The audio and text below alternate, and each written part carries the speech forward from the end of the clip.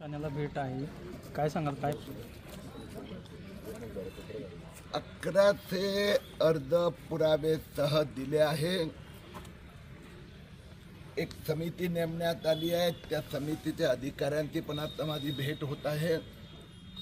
पुराव्यासह की काय त्रुटी होती, काय बनावट केली, खोटे कागदपत्र दोन्ही अधिकाऱ्यांनी मान्य केलं आहे की 15 सप्टेंबरपर्यंत आम्ही सगळे अर्ज पुन्हा चालणार आणि ज्यांनी बनावट केली आहे त्या सगळ्यांना वर आरोपपत्र ठेवले जाणार.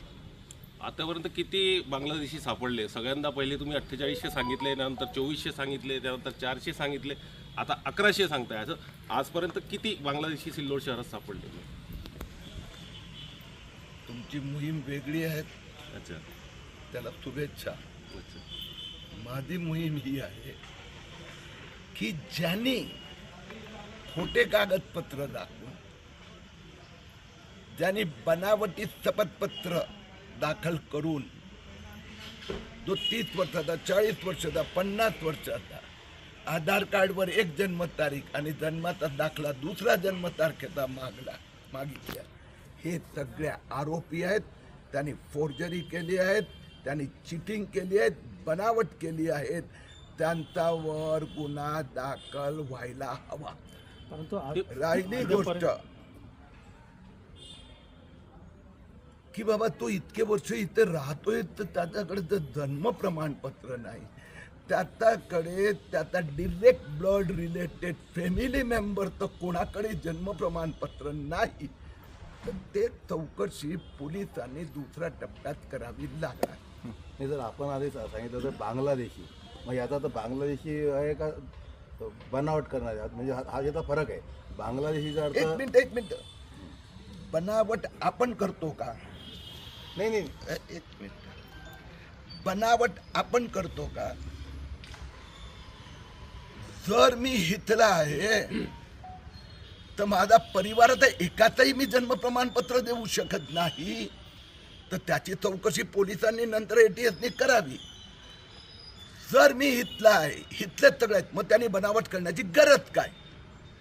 तर चौकशी आणि कारवाई 2 टप्प्यात होतात. पहिलं, त्यांनी बनावट केली आहे, फोर्जरी केली आहे, फ्रॉड केला आहे, तर पहिल्या टप्प्यात चौकशी होत आहेत. त्यानंतरच्या टप्प्यात तो बांगलादेशचा आहे, इराणचा आहे, अफगाणिस्तानचा आहे, रोहिंग्या आहे, ते नंतर दुसऱ्या टप्प्यात ATS तपास करणार. ओके, आपला मुद्दा शपथ दाखल करणार का? आपला मुद्दा मी नेमकं काय आहे? हे बनावट लोक आहे की बांगलादेशी आहे? तुम्हाला सगळं कळलं आहे. पहिले आपण सांगितलं हे बांगलादेशी आहे, आता आपण सांगताय. एक मिनिट, तर तुम्ही पत्रकार असाल, ऍक्टिव्हिस्ट असाल की जे असाल, भ्रम जो आहे ना, हे कोणी पैदा करायचा प्रयत्न केले त्यांनी सत्य लपत नाही. जन्म प्रमाणपत्र घोटाळा विलंबित, तो माणूस 40 वर्षाचा, 42 वर्षाचा, 32 वर्षाचा, 57 वर्षाचा आज येतो आणि म्हणतो माझ्याकडे काहीच कागदपत्र नाही आणि खोटे कागदपत्र देतोय. त्याने गुन्हा केला आहे, म्हणून त्याची चौकशी 2 टप्प्यात होत असते. मुद्दा माझा आज पण तोच आहे. इतकी वर्ष राहतोय, त्याचा परिवाराचा कोणाचं जन्म प्रमाणपत्र नाही, मग तो आहे कुठला? पण तो दुसऱ्या टप्प्यात त्याची इन्क्वायरी होणार.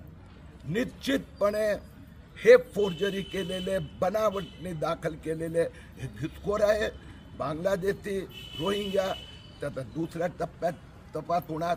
पण त्याच्याकडे इथले कुठलेही कागदपत्र नाही. त्यांनी फोर्जरी, फ्रॉड, चिटिंग कशासाठी केलं याचा पहिला तपास होणार. सर, माझा एक प्रश्न शपथपत्र दाखल करणार का नाही सर? मतदार यादी संदर्भात सुद्धा भाजपच्या इथं स्थानिक नेत्यांनी वारंवार आक्षेप दाखल केलेले निवडणुकीपूर्वी सुद्धा, पण आजपर्यंत त्याची पडताळणी झाली नाही. मग मतदार यादीमध्ये सुद्धा माझा संशय आहे की त्याच्यात रोहिंग्या बांगलादेशी असू शकतात, मग त्याच्यावर कारवाई का नाही होत? आता असं आहे की एक वेगळा विषय पण मोठा महत्त्वाचा आहे. आपल्याकडे 2001 मध्ये जनगणना झाली. नेहमी जनगणनानंतर घरोघरी जाऊन मतदार याद्या तयार केल्या जातात. 2001 नंतर मतदार याद्या घरोघरी जाऊन तयार केल्या गेल्या नाही. जे 11 मध्ये व्हायला होते, 21 मध्ये व्हायचे होते. आणि त्यामध्ये पूर्ण देशात जे आपण म्हणतात ते खूप मोठ्या प्रमाणात तक्रारी आल्यानंतर हे स्पेशल इंटेन्सिव्ह रिव्हिजन SIR सुरू झालेलं आहे. महाराष्ट्रात पण लवकर सुरू होणार आहे. म्हणजे उदाहरण देतो की मृत्यू पावले त्यांची पण यादी आहे भरपूर लोकांची यादी, कारण की ती काढण्याची व्यवस्था नाही. तक्रारी देऊन सुद्धा काढले नाहीत. अरे बाबा काय आहे ना, आपल्याकडे एवढी मॅच्युरिटी नाही आहे. माझ्या घरातल्या लोकांचं मी मृत्यू झाल्यानंतर नाव कट केलं पाहिजे करत नाही. म्हणजे त्यात काय फ्रॉडचं इंटेन्शन नाही आहे. आपण डेथ सर्टिफिकेट लवकर आणतो, पण इलेक्शनच्या यादीतून नाव काढण्यासाठी एक कॉमन इश्यू आहे. अशा प्रकाराने मी एका ठिकाणून दुसऱ्या ठिकाणी राहायला गेलो, तर तिथे पण तिथेही नाव नोंदवतं, पण इथलं काढत नाही. म्हणून स्पेशल इंटेन्सिव्ह रिव्हिजन महाराष्ट्रात होणार आहे. स्थानीय स्वराज्य संस्थांच्या निवडणुका संपल्यानंतर ह्या सगळ्यांमध्ये घरोघरी जाणार. राजकीय पक्षाचा प्रतिनिधी पण त्या प्रोसेसमध्ये इन्व्हॉल्व असतो, प्रत्येक बूथ लेवलवर असतो. मग त्याला त्यावेळी जर वाटलं की हे चुकीचं आहे, कारवाई होणार. सर, अजून एक प्रश्न छोटासा आहे की आता जे 18 नवीन कागदपत्राची यादी दिली की 18 कागदपत्राशिवाय नवीन जन्मदाखले मृत्यू दाखले देता येणार नाही. मग त्याच्यामध्ये जे विद्यार्थी आहेत त्यांना खूप अडचणी येऊ लागल्या, त्यांना लवकर दाखले मिळत नाही. मग त्यांच्या शैक्षणिक त्यांचा परिणाम होऊ लागला, त्यांना शैक्षणिक नुकसान होऊ लागलं. तर अशा अडचणी आहे आणि अधिकाऱ्यांशी चर्चा केली. मग ह्या 18 कागदपत्राची पूर्तता झाल्याशिवाय आम्ही देणार नाही आणि याची कोणी पूर्तता करू शकणार नाही असं त्यांचं म्हणणं आहे. जर असं असेल तर त्याच्यावर काय करता येईल आपल्याला? सगळ्यांना त्रास होतो, त्याच्यात हिंदू मुस्लिम कोणी असं नाही, सर्व धर्मीयांना त्रास होतोय सर त्याचा. मग त्यावर काय करता येईल आपल्याला? ते जे SOP नियमावली तयार झाली आहे मी 17 वेळा वाचली आहे.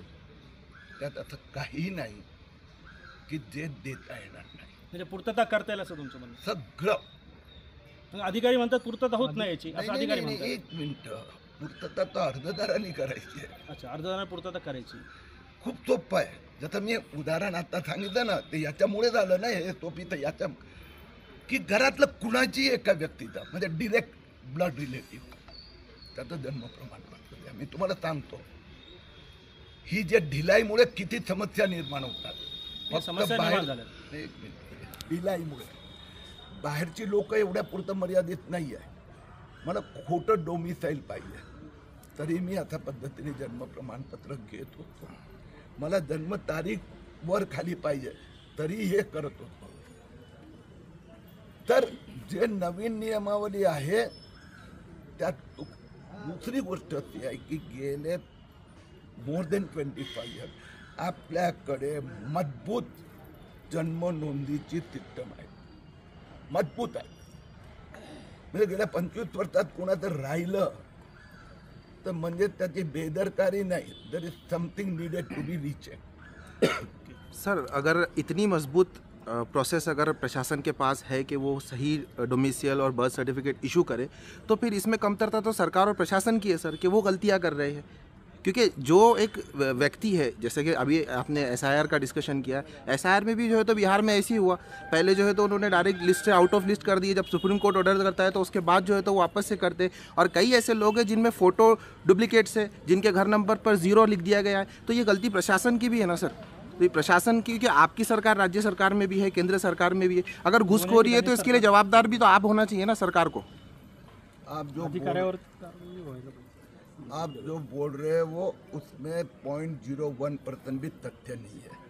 ये ओवर सिंप्लीफिकेशन है और राजकीय उद्देश्य से एक गलत प्रकार का प्रचार किया गया है.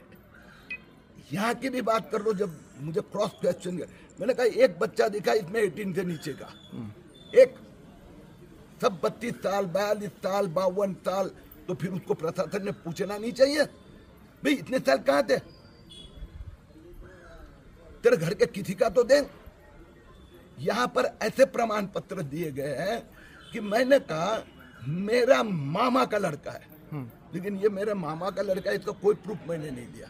मेरे प्रूफ दिए, मेरा आधार कार्ड दिया, मेरा सब कुछ दिया, लेकिन मामा के लड़के का न पत्र न अथॉरिटी है न पावर ऑफ अटर्नी न मामा का लड़का का कुछ भी नहीं है. तो ये व्यक्ति है कि नहीं? ये तो घोस्ट आइडेंटिटी को दे दिया. वो कल जाके आतंकवादी भी निकल सकता है, वो व्यक्ति नहीं है. तो इसलिए अभी मुझे एक आदमी नहीं मिला कि जिसका 21वीं सदी में जन्म हुआ है और उसको कोई प्रॉब्लेम आ रहा है। मैं आपको अनेक ऐसे उदाहरण दे सकता हूँ। तसं आपण शपथपत्र दाखल करणार, तसं आपण शपथपत्र दाखल करणार तो शपथपत्र अर्जदारांनी करायचं। मग तर आरोप तुम्ही आपण एक मिनट वो राहुल गांधी ने जो आरोप लगाए हैं तो उसको चुनाव आयोग ने कहा आप उसके एविडेंसेस दो। मैंने सबके एविडेंसेस दिए हैं। बट स्टिल सर प्रूव नहीं हो रहा है ना। अब स्टिल जो है तो नंबर ऑफ जो आपके जो आरोप है, एलिगेशन है, वो दिन ब दिन घटते जा रहे हैं ना सर। नो गलतफहमी में मत रहो। मैंने सबके एविडेंसेस दिए हैं। आज 11 तो के एविडेंसेस दिए हैं।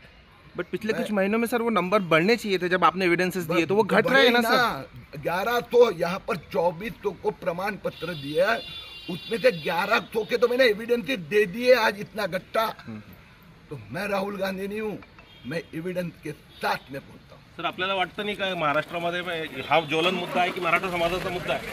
सर याचा काय संबंध आला? नाही, संबंध काय? अगर आपको हमारा ये वीडियो पसंद आया हो तो इसे लाइक और शेयर ज़रूर करें, और हाँ, SC न्यूज़ को सब्सक्राइब और फॉलो करना ना भूलें। साथ ही बेल आइकन दबाएं ताकि कोई भी न्यूज़ आप मिस ना करें। तो जुड़े रहिए हमारे साथ और देखते रहिए SC न्यूज़, खबर वही जो सच है।